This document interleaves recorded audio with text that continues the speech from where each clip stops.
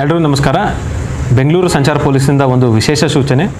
ಯಾರು ಅವರ ದ್ವಿಚಕ್ರವನ್ನು ದುರುಪಯೋಗ ಮಾಡ್ಕೊಂಡು ವೀಲಿಂಗನ್ನು ಮಾಡ್ತಾರೆ, ಸ್ಟಂಟ್ ರೇಸಿಂಗನ್ನು ಮಾಡ್ತಾರೆ, ಅವ್ರ ಮೇಲೆ ಕಟ್ಟುನಿಟ್ಟಾದ ಕ್ರಮವನ್ನು ಬೆಂಗಳೂರು ಸಂಚಾರ ಪೊಲೀಸ್ ವತಿಯಿಂದ ನಾವು ಜರುಗಿಸ್ತಾ ಇದ್ದೇವೆ. ವಿಶೇಷವಾಗಿ ಯಾರು ವೀಲಿಂಗನ್ನು ಮಾಡ್ತಾರೆ ಅವ್ರ ವಿರುದ್ಧ ಕ್ರಿಮಿನಲ್ ಕೇಸನ್ನು ದಾಖಲಿಸ್ತೇವೆ.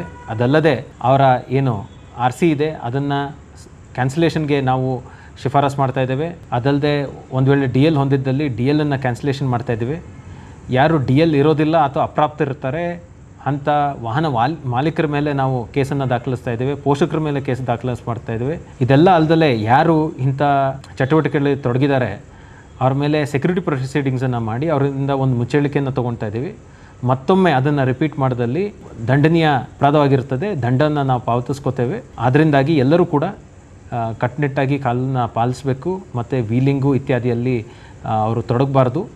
ಸುರಕ್ಷಿತ ಕ್ರಮಗಳನ್ನು ಜರುಗಿಸಬೇಕು ಮತ್ತು ಸುರಕ್ಷಿತವಾಗಿ ಚಾಲನೆಯನ್ನು ಮಾಡಬೇಕಂತ ಈ ಮೂಲಕ ಸೂಚಿಸ್ತೇವೆ.